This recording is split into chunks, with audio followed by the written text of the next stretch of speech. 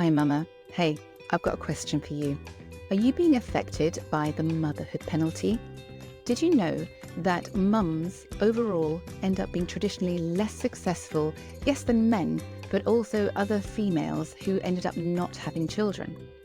My name is Elizabeth Gulliver, and I consider myself a mum championing mums. And I would love to capture the attention of women who have raised young children and who are now getting a little bit of time back for themselves. But instead of allowing that time to be sucked up by what's nearest and most convenient, let's look at how we can create a life that means that the rest of your life you're living from a heart-centered space and that you're living your dreams. Now, I'll be interviewing mostly mums who have gone through this period and who are now doing amazing things. So if you are a morally and spiritually focused feminine mama who enjoys traditional family values, this will be great for you. Now, it's my podcast and I love talking about femininity as well. I love talking about spirituality and I love talking about the whole family and how we can win together.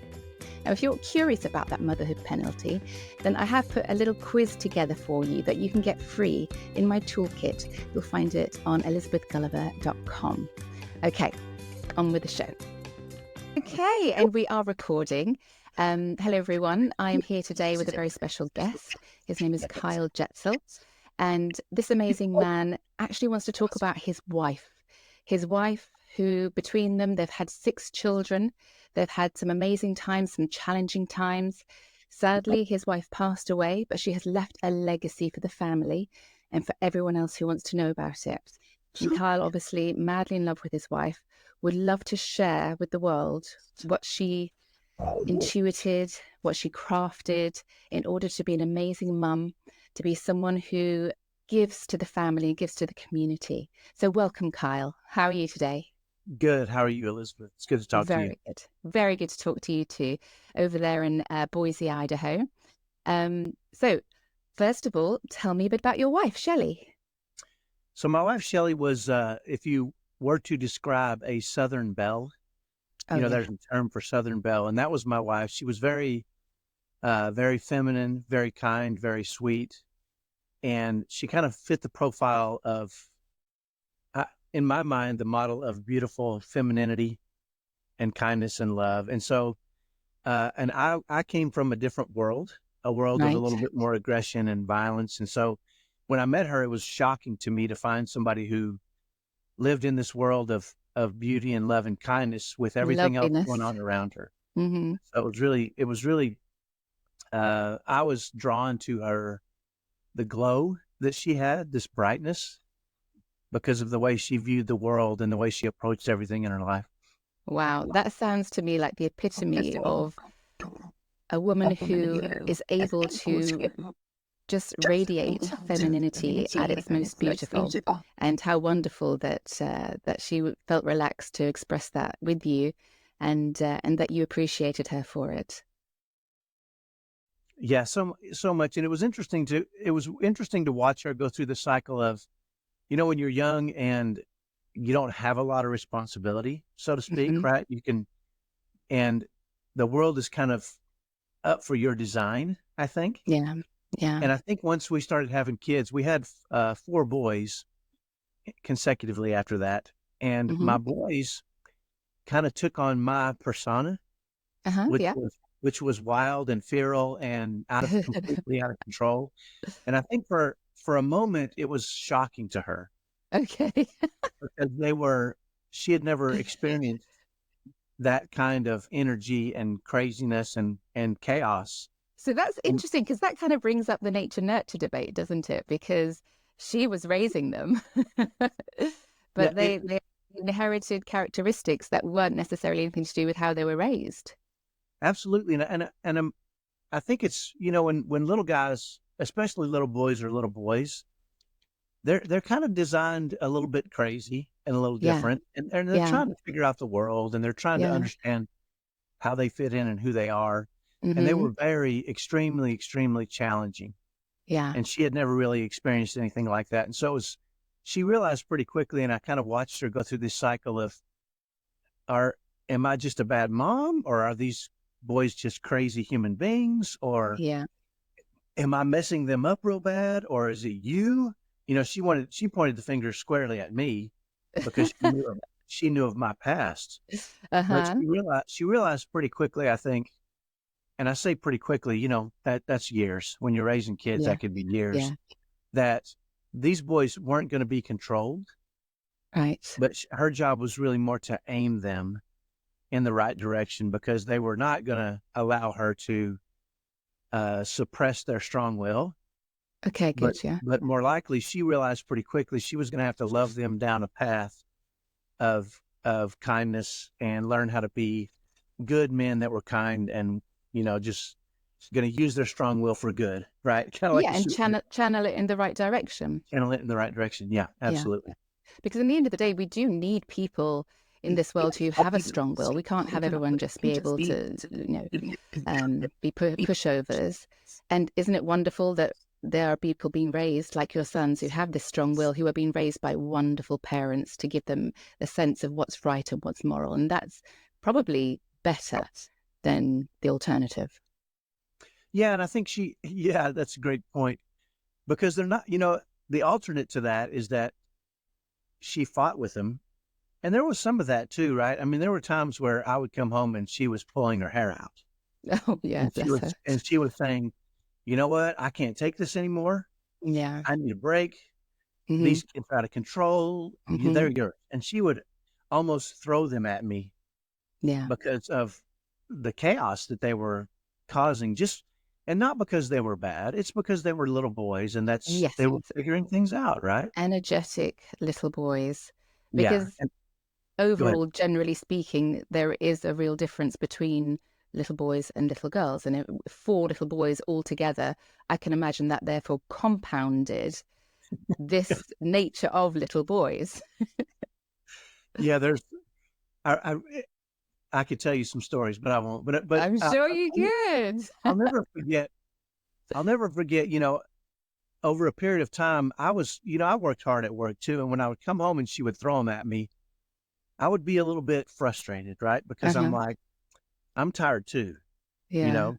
But I'll never forget one day I came home from work, and you saying that just reminded me of this. I came home from work, and she met me at the door, and she had a big smile on her face, and she wrapped her arms around me, and she said, "You know what? I'm so glad you're home. You're my hero.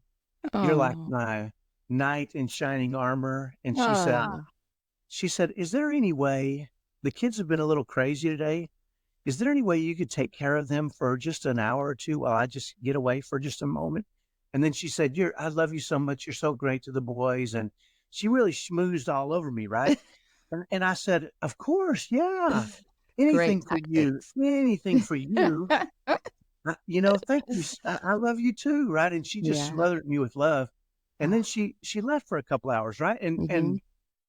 and and she did this a couple of times, and Uh-huh. I realized, wait a minute, you know, she's manipulating me, right? And it went from, the contrast from her saying, "I can't take it anymore. Take Yeah. the kids. They're Yeah. yours. It's your fault they're crazy," Yeah. to, "I love you. You're my hero. You're such a great dad. Could you please?" And I was so happy to Yeah. do that when she Yeah. approached it like that. And Yeah. once I realized she was manipulating me, I didn't care, because Right. all I wanted to do was make her happy. That's All I wanted amazing. to do was see her brightness, right? Yeah. And so I started to realize she was very, I would say, slick about doing that. But I Yeah. think she was doing it, and manipulation isn't the right word. I think the right word is engineering.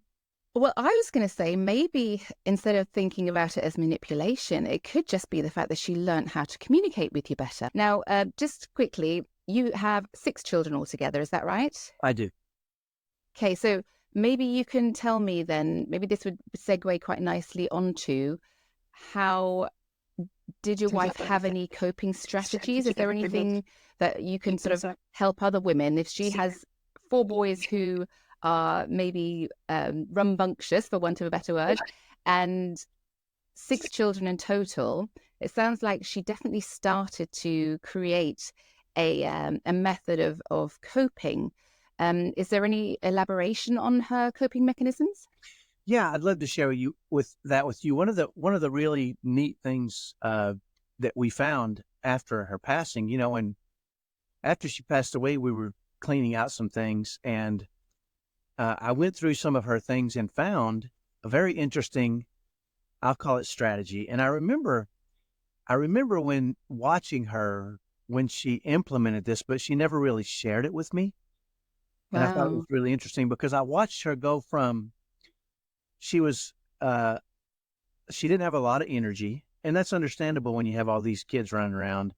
And she was Yeah. she was dragging a little bit, and I remember watching her go from that to almost just brightening more and more buoyant and more energetic and happy. Really? And I And so you didn't know that she was writing about this at the time? yeah, and I asked her, "What are you doing? Something's going on." And I could see a change in her, and she said, "I'm not going to share everything with you. This is me," right? Because I would try to take it and make it something maybe she didn't want it to be, or Okay. yeah, I was always trying Mhm. to. Anytime she would come up with these ideas or thoughts, I would be like, "You know what we could do with that?" And she's like, "No, this is mine," right? And so, Yes, and that's very masculine of you. I think that's yeah, oh yeah. But I remember after she passed away, it can be a stressful thing, and it can be Oh, difficult. goodness. At the time, I have my four oldest sons were a little bit older, but I have twins that were at the time that she passed away were 13 years old, one boy and one girl. Wow. And I was really concerned for my daughter. When Uh-huh. a 13-year-old daughter loses her mother, Mm. I started reading about individuals that had happened to, and it was not good. The results were overwhelmingly bad for these I sweet can't girls. imagine what Yeah. that must have been. My daughter is just 14 now, so imagining what that would be like for her, I'm so sorry. Yeah. And so that was my main concern is how do we keep this all together? How do we continue Yeah, to thrive as a family and yeah, build on what Shelly had created and what yeah. she was building for us? And as I was going through some of her stuff one day, I found a strategy that she called good versus evil. And it Oh, was really yes. interesting to me. And I remember when she did this, and this is her handwritten strategy, and I'll kind of describe it Oh, to wow, you. no. But anyway, she wrote down what was the challenge she was facing, Yeah. right? And that was the first thing. And it says, my mind wanders down paths of worry, fear, and doubt. Mhm. This keeps me up at night. I am not at my best for my kids or Kyle. And it was Wow. interesting that was her thoughts, right? And Yeah. I think what it was is for a lot of us, in retrospect, everything starts in our minds, right? And we Oh, feel yeah. guilt or shame or worry or doubt or Yeah. fear. Mhm. And that can lead us down these bad paths. And I think that's what she was describing. Then she wrote down her objective. Her Mhm. objective is to catch herself and replace bad thoughts with good thoughts. Right. And so she named this strategy good versus evil. And here's what she wrote: God wants me to be happy. The Mhm. devil wants me to be miserable and Mhm. ruin any chance at salvation. She said, I'm going to make a list of emotions or thoughts that will lead me towards or away from goodness and catch myself and then refocus on goodness.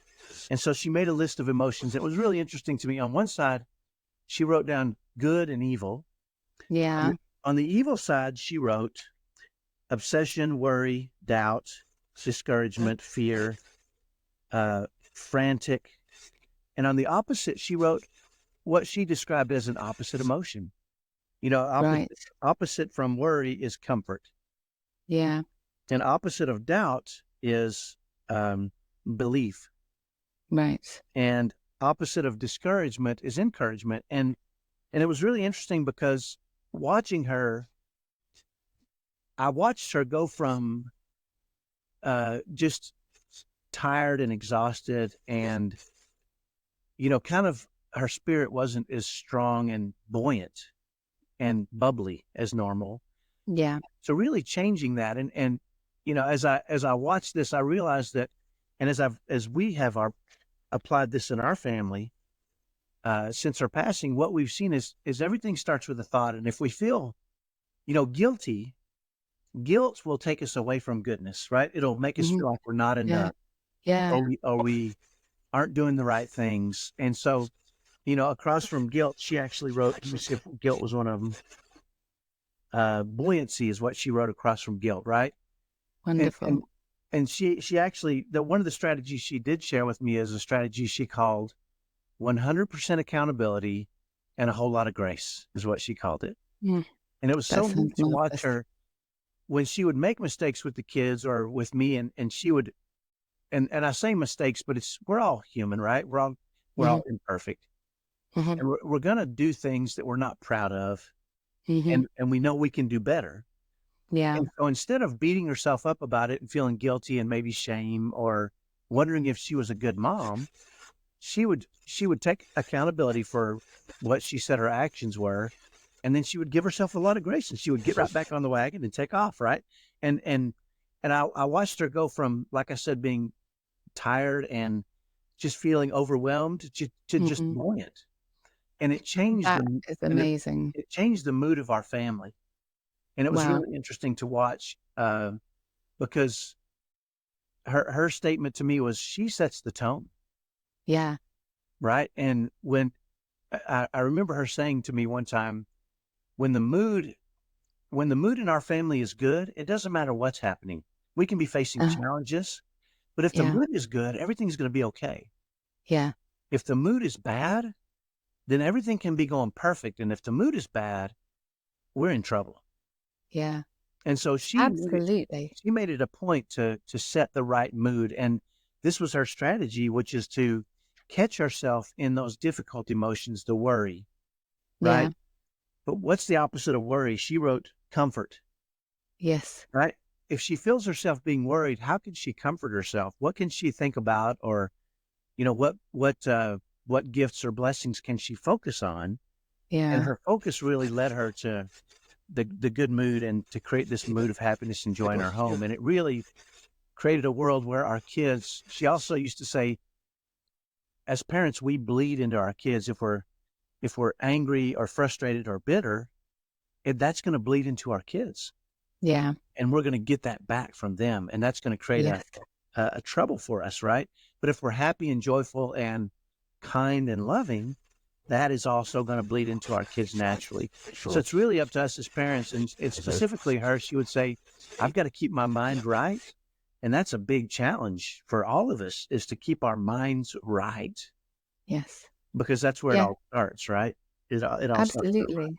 Yeah. She sounds so wise. I mean, it sounds like she's created a system that mixes journaling with like a Sid Banks's three principles understanding of you can create your whole world in your mind by swapping out what you're thinking about. Because of course your thoughts create your emotions create your actions and reactions to the world. So clearly either intuited that. Do you know if she was reading any particular books or studying anything particular, or was this sort of just intuited by her? You know, I think she grew up in a good home, and Mm, I think it was more, you talked about nature versus nurture. I think a lot of this was nurtured into her. yep. Her parents, her her parents were fantastic. I mean, I've Yeah. wonderful people, and I think a big part of that was building her self-confidence and letting her know she was capable, and her femininity was beautiful, and they really valued that in her. And Yeah. I think that gave her the confidence to really rely upon, that nurture that she had Yeah. received. And so a Hmm. lot of this, I think, was just, she wasn't a big reader, but she was a thinker, right? Great. And so Yes. I think she would think through these things and say, how can I create a world of happiness and joy and kindness and love? That was who she was at her core. And when my Yeah. little boys came along and started trying to, break holes and crack that apart, she made it a point to, I'm not losing that part of me, right? Because Wow. these little wild animals can do that if we're not careful. So I think she was very conscious of maintaining that part of her core. Wonderful. And isn't she absolutely right that, I mean, you will be living in exactly the same world in terms of what's going on the outside, but your world will be completely different depending on what you're focusing on. and the emotions that you're choosing, the thoughts that you're choosing, your world will be different to you, even though nothing has changed. And it sounds like she did a really good job on creating that. And I think that's what attracted me to her so much, is that I saw she lived, even though the world could be crumbling around her, she lived in this beautiful, kind, sweet world. Mm. And that's, and when I first met her, I was living in this bitter, angry, frustrated, aggravated world, right? And it's the same world, right? We both live in the same world. Yes. But her world was so beautiful and kind and sweet and feminine and soft, right? And I was so attracted to that when I first met her. And she, over a period of time, she really had to work on me, right? I understand I was, but she was so crafty, and the way I've told people before, she loved me into being a good man, right? Because I was Isn't that the best way? Yeah, I think that's probably the only way, Yeah. but I don't know why she saw that in me, but for some reason she did, right? And so, but the point being is that her ability to kind of clear out what's happening in the world and realize that she's creating her own story and her own world in her own mind allowed her to like rub off on me and all of our kids. And we now, I have kids that are now married and, out of the house, and I can see, when I see them, I still see that in them because of the way she raised them and worked, to give them the love and kindness they needed. Even when I think they didn't deserve it sometimes, right? That's when our kids are like that. So, before she passed away, your youngest was around 13. Had she already found any way to have a little bit of her time by then, or was it still very difficult for her to get any time for herself? My wife or my daughter? Are you talking about my wife? Your wife, yeah. I don't, one of the things that we tried to do is, my wife had some really good friends where they would take little weekends, girls trips to, Brilliant. another city not too far away. And this is, like you said, after the kids got a little older, she was able to do that. But wonderful. She was able to do that. But I think because of, and this may go against some people's view of how this should work, but I think her identity and her core was being with us. And really, I remember it seemed like every Saturday morning, she would be with my daughter doing something. One of the reasons we have 6 kids is because we had 4 boys and we stopped for 6 years. She said, I guess I'm supposed to be the mom of boys. And she was kind of discouraged, I think, because she wanted a girl. She wanted, especially if she's extremely feminine. I'd imagine she'd love to have been able to share that with her. And we waited 6 years, and I remember her coming to me after 6 years and saying, "You know what, Kyle, I think we should try one more time for a girl." And she had tears in her eyes, and that meant we were doing that, right? I mean, that's and so we ended up having twins. One is a boy and one is a girl. So she got her girl. She got her girl, and I remember just, being wakened on Saturday morning to the smell of, baking going on in the kitchen, and she'd have my little daughter on a stool, barely able to see over the countertop, teaching her how to bake, and all those wonderful feminine sounds idyllic. Yeah. And so I think that was her escape, I think, was just being with my daughter and just being able to be girly, and do those things with her. Yeah. And so it was really a sweet thing. And she and my daughter ended up taking trips together, periodically prior to her passing. So I feel really grateful that my daughter got to understand and learn who she was and have that model for those 13 years. I don't know what I would have done had it been earlier. I think my daughter would have been a mess. But no, that's wonderful. That's wonderful. She really got to know her mum really well, and to absorb all the teachings and the femininity from Shelly. That's great. Yeah, I do. I do love what you're doing though, Elizabeth. I realize what can happen to a lot of families is as you're raising kids, you're so focused on those kids, especially moms, right? That is number one priority. And so they can be so focused on the kids, they can kind of lose themselves. Absolutely. And once those kids get to a certain age, they don't require as much energy and oversight. And when that happens, the mom can be left with, wait a minute, who am I? Right? I've spent my whole life serving. Now Yeah, I don't really know who I am. And absolutely. and I can see, I actually work with parents now who raise strong-willed kids. That's kind of what I do. And Yeah. I see a lot of moms who will, they struggle and they work and they sacrifice. And then when their kids get Hmm. to be a certain age, they are stuck. And they Yeah. say, I spent 18 years raising these kids. Now what do I do? Right. And Uh, maybe their relationship with their spouse isn't quite what it should be because of the kids being top priority, and it can cause turmoil. and absolutely. and the reconnection with the spouse, maybe they don't even like their spouse anymore, right? I mean, who Yeah. knows? Yeah. There's a lot of Yeah. really some interesting things that can happen So if tell me about your work a bit more then. So you help families with strong-willed kids? yeah, that's what I do. I've written a book called Secrets of Parenting Strong-Willed Kids. Yeah. And a lot of and I'll be frank, a lot of what I've learned and what I've written is I am the journaler. And I watched Hmm. my wife, and she's really the expert. I just kind of watched and supported her. And, Yeah. obviously there's a lot of my masculine energy was very important in that process too, Yeah. because Absolutely. my wife would, and this is, I think, natural, is because she was so feminine and soft, I needed to bring in some discipline to connect with Hmm. her love. And Yep. so that's what I do now. And I've been doing this even prior to her passing. Uh-huh. Uh, we help parents who are struggling as they raise strong-willed kids to really enjoy it, right?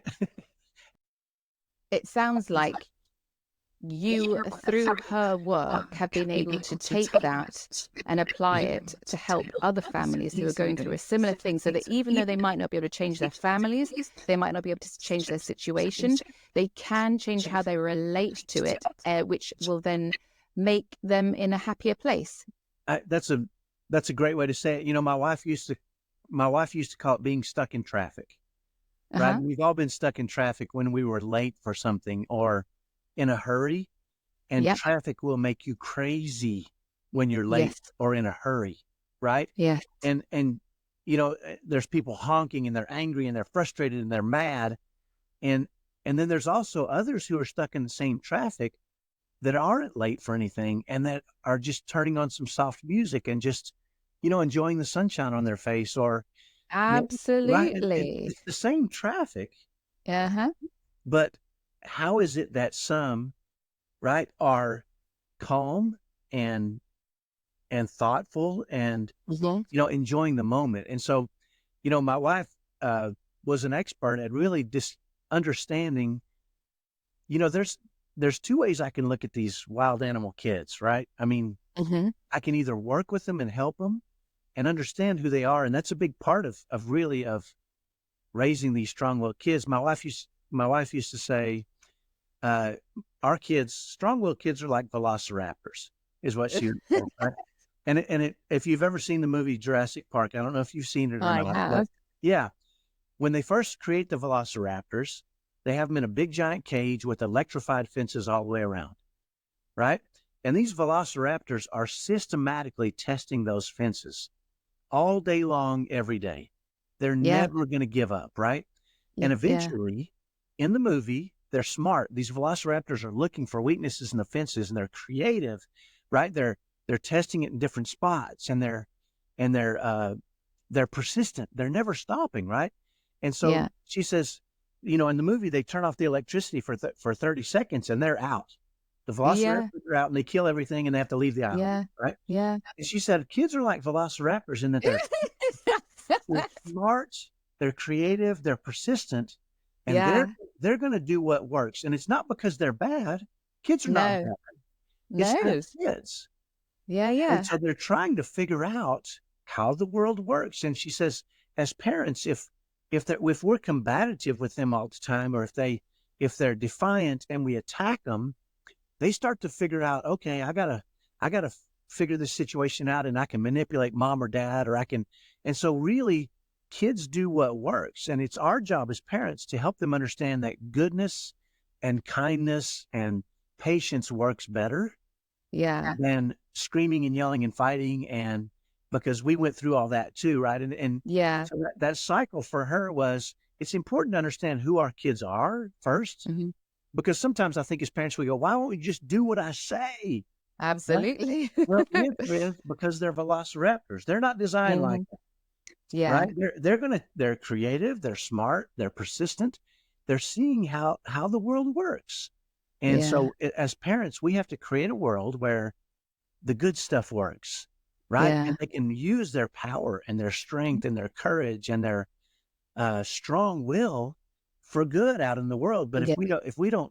if we try to suppress that, or if we try to control them through Yeah. fear or guilt or shame, they're going to become angry and frustrated, and they're going to feel controlled. And when they Mhm. escape, when they become an age where they can get out, they're going to leave. My wife, she used to say, when you parent with fear or guilt or shame, kids feel controlled and they'll want to leave. They'll Yeah. want to escape. She said, but when you parent with kindness and patience and love, they'll feel empowered and they'll Yeah. want to do better. She said, the problem is it's hard to parent with kindness and patience and love when It they're is very hard. fighting with you, right? When they're Yeah. challenging everything you do. And so that's Yeah. really what our program is about, is learning how to not feel challenged as a parent and Mhm. realize Mhm. this is who these kids are. Now, the problem we have as parents is we didn't grow up perfect either. We're messed up too, right? Absolutely. So a lot of Yeah. times we've got to really dig in deep to ourselves and say, I can't just default parent these kids. I can't just do what my mom and dad did because I Yeah. turned out okay, right? Yeah. I've got Yeah. to be Yeah. I've got to be thoughtful, and I've got to create strategies, and I've got to, when they do things, the reason they do things is because it works. And so the Yeah. reason they're arguing with us is because it works. The reason they're Mm.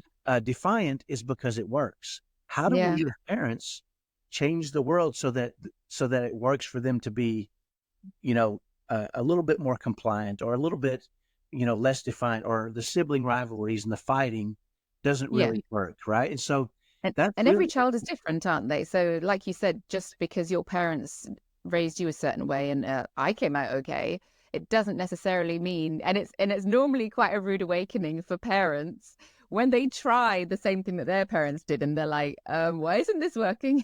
right, right. And the thing is you don't realize how much your parents struggled either, right? You have no Yes. idea, and you can Yeah. until you have kids of your own. But Yeah. I've got a book full of strategies and tactics that she put together for. She actually created a formula for creating strategies, because each of our kids is different. Our oldest is Mm. aggressive, no passivity whatsoever, ambitious. Our second son is passive aggressive, and Yeah. he had to be worked with completely differently. And so Wow. to think you can do one thing and just let it flow with all the kids is, in her mind, that's not the way it works, right? We have to be It's not. But thoughtful. imagine you had six, or you have Yeah. six. So just imagine sort of this different strategies that she would have to try and, figure out for each one. I mean, that's a lot of work. And, God bless her for sort of sticking to it and not just guilt tripping, because you see parents doing it all the time, just trying to get their way with their children by making them feel guilty. Right. And I get it. I mean, you get it because you see parents, especially mums, they're exhausted. They literally don't get a day off. They're Yeah. exhausted. And sometimes it is just easier to fall into the sort of making your children feel guilty to try and get them to do what you want. So amazing for her that she, on purpose, tried to figure out each of your children's the way that they relate to the world, and therefore how she or you should relate to your child to get the best out of them. I mean, bravo to her. It's interesting. She made a statement to me one time that I found really interesting. She said, "It's going to be hard either way," is what she said. Mm. Listen, Yes. if you default parent, you're going to be arguing with them. You're going to be guilting them. You're going to, and Yes. the end result is going to be probably not a great relationship, right? Yeah. She said, but so, you said she worked hard. You're going to work hard either way. If you're just, Yeah. if you default parent was what she called it, you're going to be exhausted and frustrated and angry and discouraged.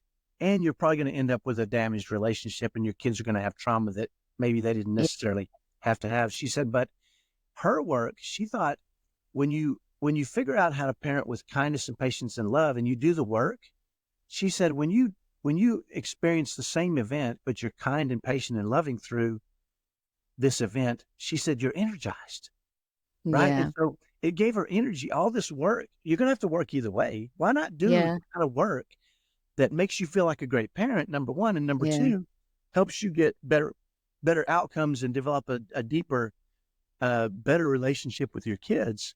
And you're Yeah. going to work either way. You might as well do the good Yeah. work, right? Now, the problem is it's hard to figure out what's the good stuff, right? And, uh, and she also, you mentioned give up, right? Hmm. And just default to I'm done. I can't take it anymore, right? Yeah. And Hmm. it's something she would never do. She said, "Listen, Mm. and my kids knew it," which is Yeah. crazy. Over a period of time, they realized we're not going to outlast mom, Okay. right? Good. We're not going to outlast her. It She's dug her heels in her. she dig her and she would do it with kindness and love and patience, right? Yeah. Every strategy she created, I remember her first tactic. She would create tactics for strategies like, an argumentative child. She would say, Hmm. "Okay, what's the challenge? They're argumentative. What is my long-term objective? I don't want them to lose their spirit. I want them to challenge things in life, Yeah. but I want them to understand there's times to do it and times not to do it." And so she would create a series of tactics, like a series of steps that she would take every time one of her kids would argue with her or try to. I am so impressed with her. I Yeah. mean, how does she even have the mental energy to come up with these tactics? Well, Uh, I think she was, in her first tactic, I just want to share this with you. Every single strategy she created, her first tactic was she was going to put herself in a spirit of love. And she would ah, ask herself, wonderful. how can I argue with my child in a spirit of love? Mm. And it would set her up for success, right? Because she would Mm. say, I want to be loving during this interaction. Maybe my two sons are fist fighting in the other room, Hmm. which that Hmm. happened, Hmm. right? How can I do this in a spirit of love? And she, instead of Hmm. going there and screaming at them, Hmm. she would say, hey, wait a minute, wait a minute. And she would go in there with love and she would say, listen, boys. And she And would that would probably be such shout. an effort to pull herself out of her knee-jerk reaction of wanting to just shout, because of course you would, the shock of it, you would want to just in a very knee-jerk reaction want to shout at them. Right. So yeah, wow. I mean, and she would have to, I would imagine, do this multiple times a day, every Think- day. Yes. And I think that's why she came up with 100% accountability and a whole lot of grace, because she was never perfect, and none of us Hmm. will ever be perfect. No, of And course she not. knew she was going to fail at this, periodically, even though Yeah. she was, I would consider her the greatest mom ever, which we probably all Yeah. consider our wives that, but she knew that on some occasions she was gonna scream, right? Yeah. It was just gonna happen. But she didn't want to stop trying to be loving and kind to them. And so she would step back and say, I messed up. And she would go to the boys and say, listen, I shouldn't have screamed at you. Hmm. And she would take accountability for it. And then she would say, here's what we're gonna do. I'm gonna try my best. And she would give herself grace and she would go right back to it, right? And so instead of like you said, giving up and saying, they'll never get this. She Mm. wasn't going to do that. She Hmm. would take accountability, give herself a lot of grace, and go right back to Hmm. trying to be loving in those.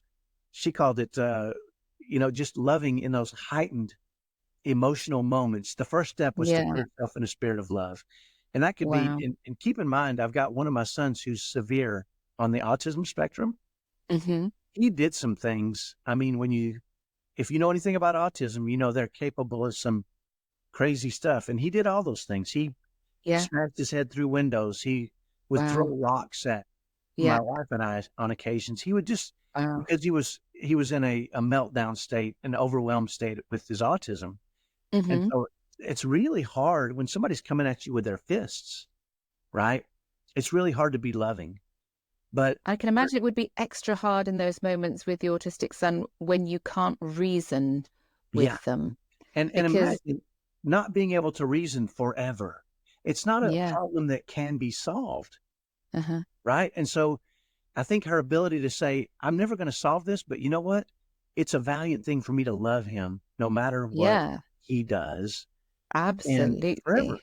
Right. And Yeah, so watching since she's passed away, I've been able to adopt that in a lot of situations. And my son will test me in a lot of ways. mhm, I came down one morning, my son that's on the autism spectrum doesn't like me. I'm the discipline he needs in his life uh-huh, to be functional.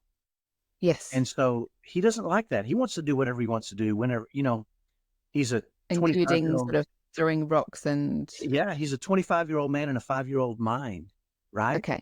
And so, So that must be really difficult to manage. sure, and it's always been that way, and it'll never change. It may never change, right? Okay. And so I came down one morning, and he was upset at me for something, and I came down one morning, and he had taken a lot of pictures of my wife and me, and Uh-huh. and scrunched them up Oh, and thrown them on the floor. Well, as you can imagine, I'm a little protective of my wife yeah, and her memory.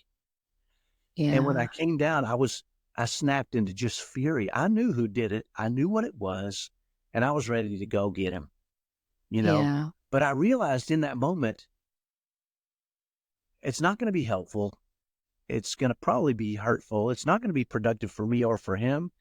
And how Hmm. can I do that in a spirit of love? Right? Yeah. Because that's what Shelly would do. How can I do this in a spirit of love? Well, I just decided to let my emotions subside and just kind of decide to try to approach him in love. And when he came downstairs and he saw the pictures and he knew, and he went into this angry mode.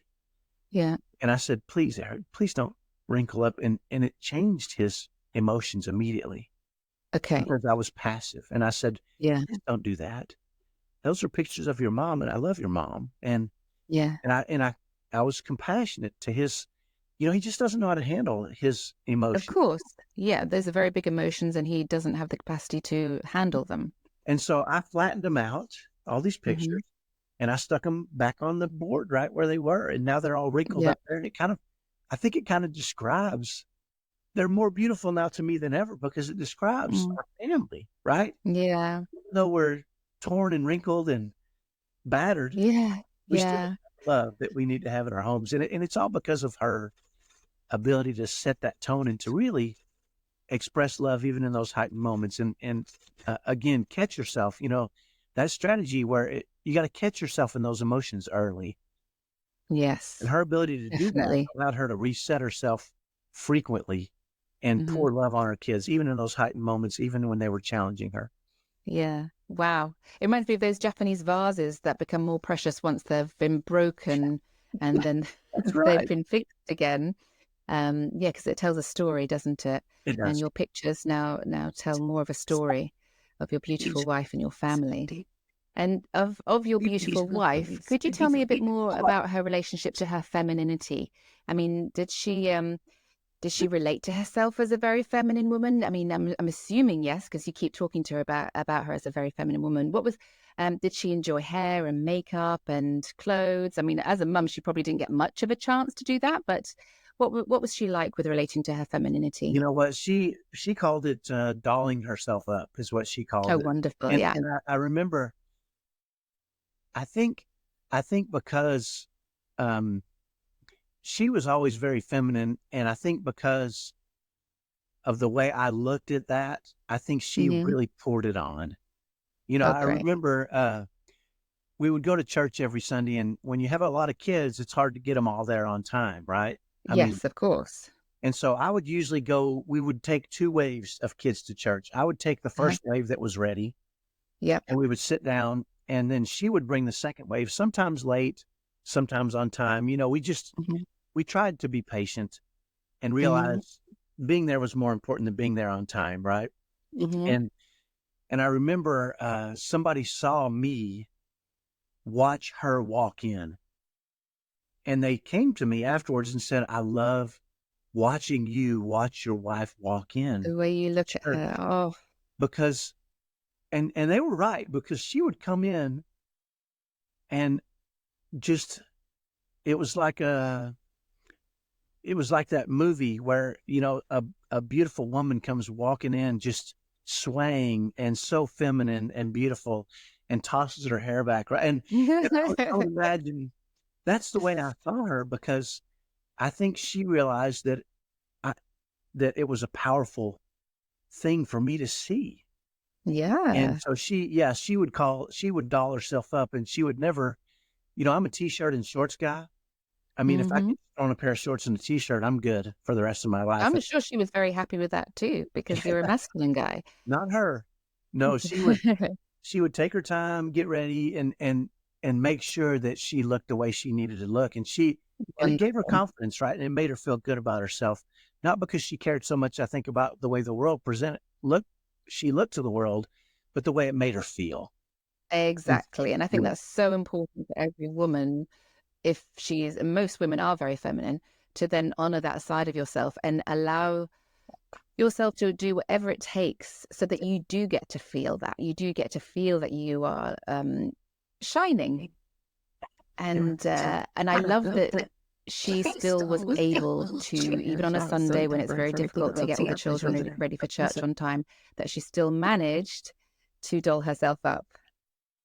yeah.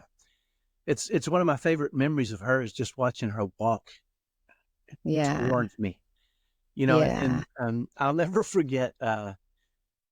We'd been married probably, and here's something I think I should probably share. This came into my mind just now. I was absolutely totally devoted to my wife, and there was no Hmm. question that she was just the apple of my eye. And she, No. I assumed that she absolutely totally knew that. Well, we had been married probably 20 years or so, and we used to, my wife and I would pray together each night, and then we would sit down together and usually hop up in bed and talk about our kids, or what was Yeah. happening in the week coming up. And it was just our time to kind of connect and just discuss the things that were important to us. And I remember one Mm. time we had just prayed, and we hopped up in bed, and we were sitting there, and her eyes welled up with tears. And remember, we'd been married 20 years now. Her eyes welled up with tears, and I said, "What's going on?" And she said to me, she said, "You really love me, don't you?" And I just got quiet, because in my mind I thought, how could she just be coming to this conclusion? When when I didn't say anything, but I was thinking about it, right? Now, what I Yeah. did say was, "Of course, you have no idea how much I love Yeah. Yeah. you. You have no idea." Yeah. And she said, "I think I do have an idea." And I said, "I'm so glad." Well, as I later on that week, I was thinking about it, and I was confused. How could this woman, who I've been married to for over 20 years now, had 6 kids with, you know, absolutely devoted. That's one of my things that gives me joy, is being a father and a husband. Hmm. And I've tried to do my best to pour myself into that. How could she not have known until right then? For Mm. sure. And, Yeah. it crossed my mind a couple of things. One is, I'm glad she does now. Whether or not Yeah. she knew before, Yeah. she Yeah. does now, and that's important to me. Yeah. Yeah. It Yeah. also made me realize that there were some little insecurities that she never really shared with me, that maybe she had been able now to wipe away. And But how, yes. and it made me realize that if my wife, after 20 years of a devoted husband and 6 kids, if she had those insecurities, then many, many people probably have these little underlying insecurities that Yeah. are troubling, or Yeah. that are kind of tweaking at them a little bit, right? And Yeah. how interesting is it that it took her 20 years to really know that, and it made me That's grateful that she did. But I wonder if people never really get that, right? I don't know. It made me. that's a really lovely story. And if you feel comfortable sharing any of them, do you know of any of what any of those insecurities were? Because I'm assuming a lot of other mothers might share those insecurities. You know, I think the way the world is designed now, it's, you know, you know, marriage is not as secure of a foundation as it used to be. Yeah. And, you know, we had multiple friends that got married about the same time as us end up getting divorced. Yeah. And, you know, in the back of our minds, you know, I remember Shelly and I, we decided whenever we had a friend of us that got divorced, we were going to refocus on each other. And we were going to Okay. ask ourselves, you know, what can I do better? And then ask each other and say, hey, are there any things that I can work on that you can see that, and we would have those discussions, right?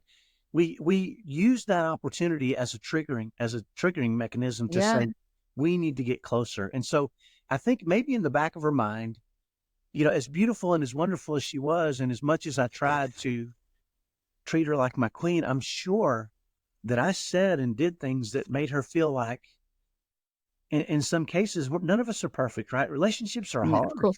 Yeah, And absolutely. so, you know, maybe those little things tweaked her and made her concerned that somehow or another it wasn't going to last, right? And Yeah.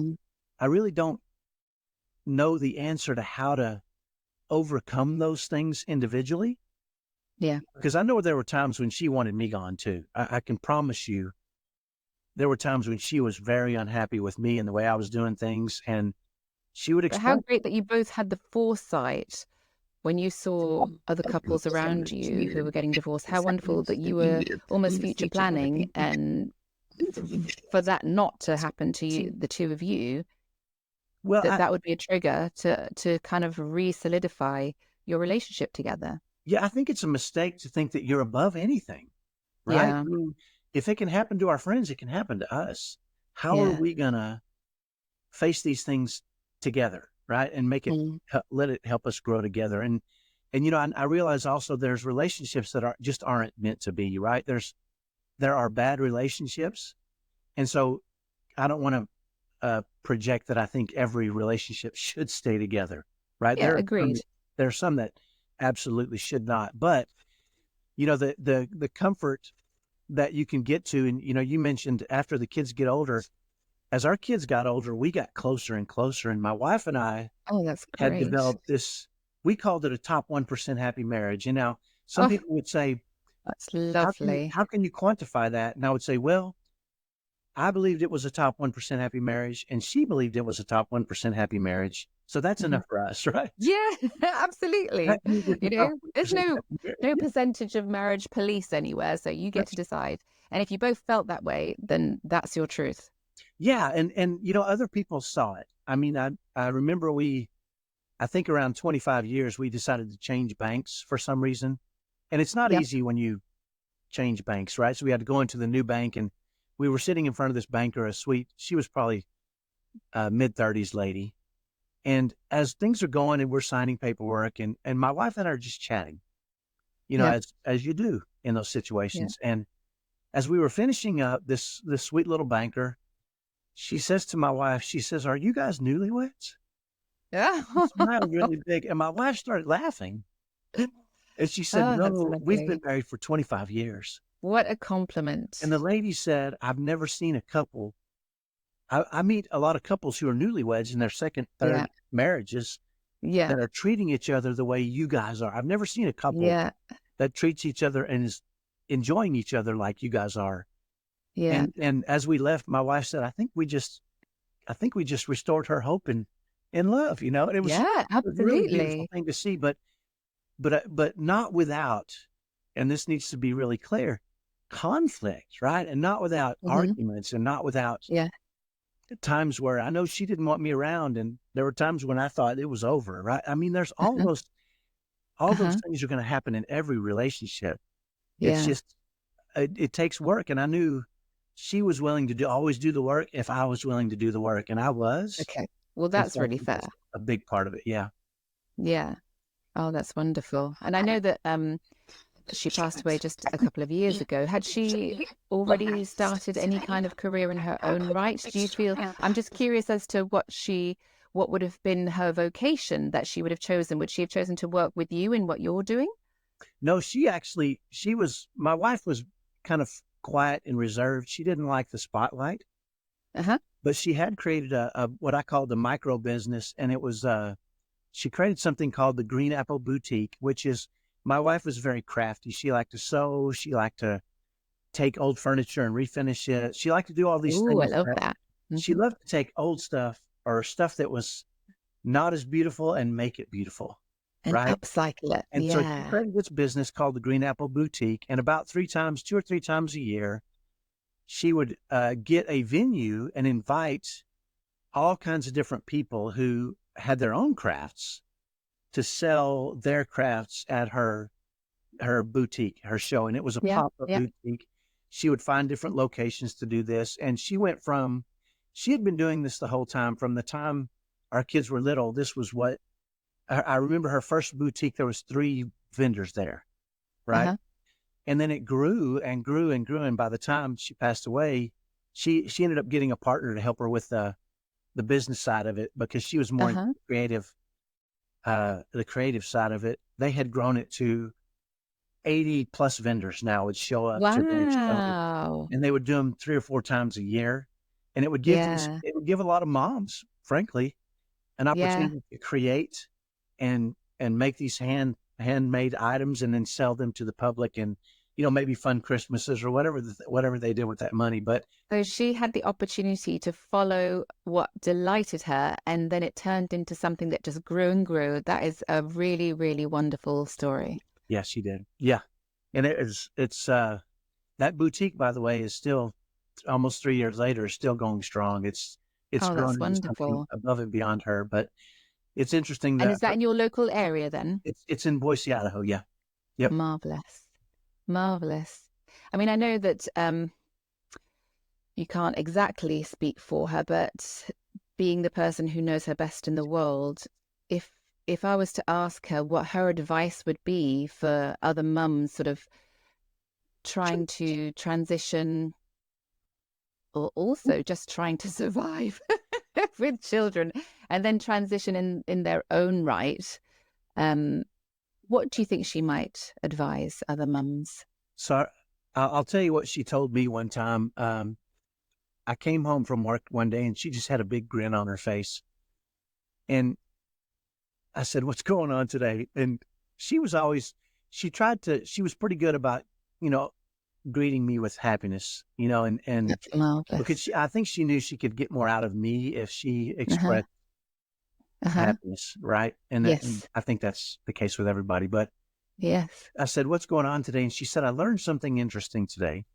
And I said, "What's that?" And she said, "When my emotions are more important to me than my love for the kids and you, I've got a problem that I need to fix." Oh, wow. And I said, "What do you mean?" And she said, "Well, sometimes my emotions, I spend more time in my own emotions than I do serving you guys."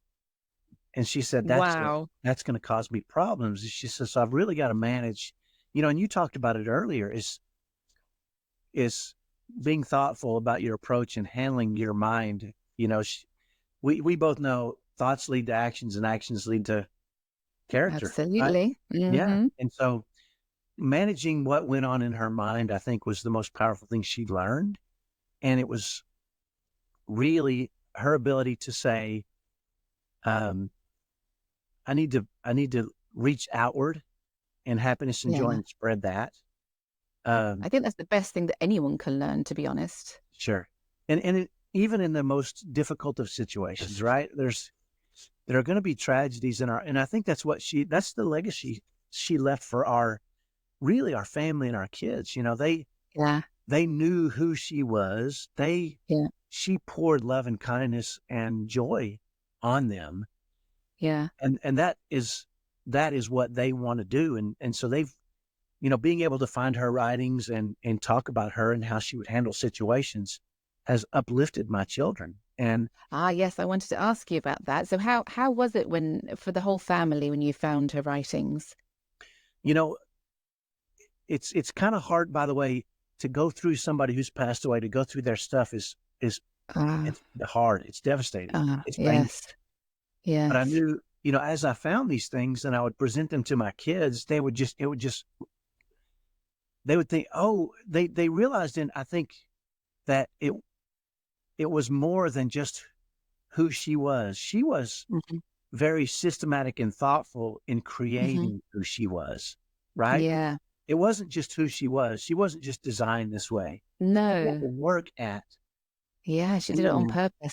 it was very purposeful. And Yeah. so to see her writings and to see that she was purposeful in Yeah. becoming who they saw her to be, I think helped them to realize, you know what, I can become more. Absolutely. And Yes. it's my Be job. intentional. Yeah, it's my job to be intentional and not just say I am who I am, but rather say I am a better person than I am right now. And my job Hmm. is to work at becoming better and better and to thrive in the chaos of this world, right? Yeah. So Yeah. my wife was famous for telling the kids, listen, angry, bitter, frustrated people live in an angry, bitter world. And, Yeah. and happy, loving people live in a happy, loving world. And it's the same world, right? And Absolutely. I talk how do about that all we the time. how do we create the world, even if it's just a bubble around us, Yeah. of kindness and joy and happiness? And now I see my kids out in the world, and my twins are now 16, Uh-huh. and our house is full of other kids. Yeah. They're always bringing, my son brings a bunch of guys over here, and my daughter brings a bunch of girls, and they're always in the backyard making s'mores, and they're in the Yeah. basement playing video games, and they're outside throwing football, and there's just there's just joy Yeah. in them and their friends, and watching them is so it just it sometimes it brings tears to my eyes to watch them just adding joy to people's lives Yeah. by who they are and who they are trying to create themselves to be. So And your wife would have had a lot to do with that. she did, and she still does, right? Yeah. She's present in their Yeah, she lives. still does. Isn't what a gift that you found, not only, of course, the teachings that they would have embodied as they were being raised by her, but then to also find her journals and her writings. What a gift. Yeah, What an yeah. absolute gift. My goodness. Kyle, I have been so inspired today from hearing you talk about your beautiful wife, Shelley. I am in awe at how she not only coped, but found a way to thrive as well under such difficult circumstances, because raising one child is hard. Raising six is very hard. I mean, I don't know. I can only imagine. I have two. And then not only to raise them in a way that, keeping them safe and fed, but then to swap out those instinctive knee-jerk reaction emotions if she gets angry or someone does something naughty, and to choose instead to do the harder thing, which is to swap it for love. Honestly, I am so in awe of her, and I really, really appreciate you telling us about her today. And I think it's wonderful that you have taken her teachings and created something that is now helping other families. And if other families want to get a hold of you, it's your website that they need to go to? Sure. KyleJetsel.com. It's just my name.com. And Perfect. We'll have it in the notes as well. there's a link on there where they can get some free stuff, and her mom's 90-day self-care program is on there. Oh, Download it. They can brilliant. start Well, using I'm it definitely today. getting that. Yeah, yeah. So I thank you so much for letting me share a little bit about her. My goodness. It gives me um it gives me joy to talk about her and to Yeah, I can share see those that. those memories, because it makes her feel still alive to me, and that's important. Yeah. So I appreciate And that. she is still alive, and she obviously loves her family so much, and she has left a beautiful legacy.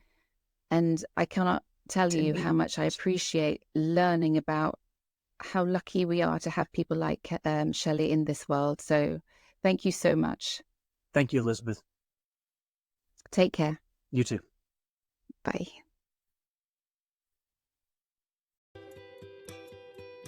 Once again, thank you so much for having taken the time to watch this podcast. I really hope you enjoyed it. If you have some comments, I do love reading them, so go ahead and leave a comment for me.